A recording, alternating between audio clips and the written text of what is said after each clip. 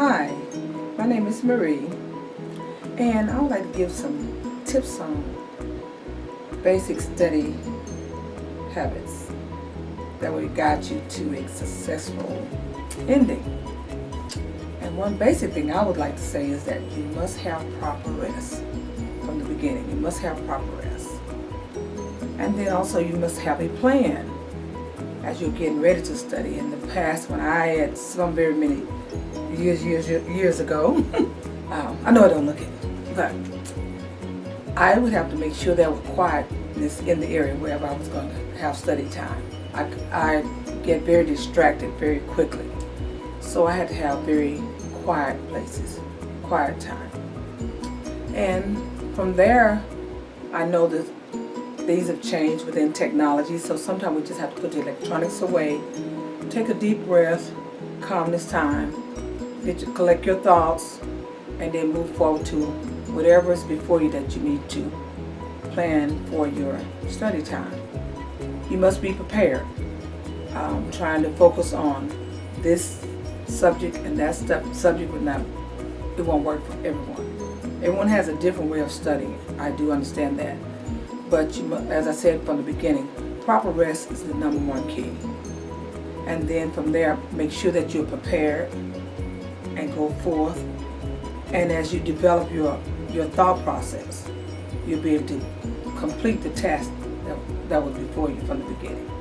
I always like to think back as the quiet time, and then you see I have butterflies all around me, and they all mean new beginnings. So you're trying to get to that next stage of life, so you make sure that you're prepared and just move forward, and you can be very successful, I think. Have a great one. Okay, let's just be honest, I do not study, but I think you should. Don't take don't take me for example, I think you should definitely study. But some study tips that I've heard other people use is highlighting in class and then going back and rewriting the important things down, so like an outline. So I think that's best way to go. All right, no procrastination for one, and then for two, make sure that your study groups are always solid. You don't want no lacquer in them. Okay. My advice may be different because I don't work well with groups. I mean, I do, but I don't prefer it. I prefer to study alone. But when I study, I like to be in an isolated environment just because I do get distracted easily. So try to have as least distractions as possible. No, I don't use anything to study, any study tips, but I used to always do note cards or just write down all my notes and highlight and read the book. This is one of the guys I always hang out with, so if I need any help with my studying or whatever, I usually make flashcards or just use my notebook and have him study, have him test me out and see if I know it, and then what I don't know, I still go over it many a time, and just basically have a friend that you're gonna study with most of the time, because that'd be your best bet most of the time. I'm gonna hop on back on that. You have to get friends. You have to have study groups. You have to not just study by yourself, but other people. That's how you're gonna know the subject and curriculum. All right, so good friends and study.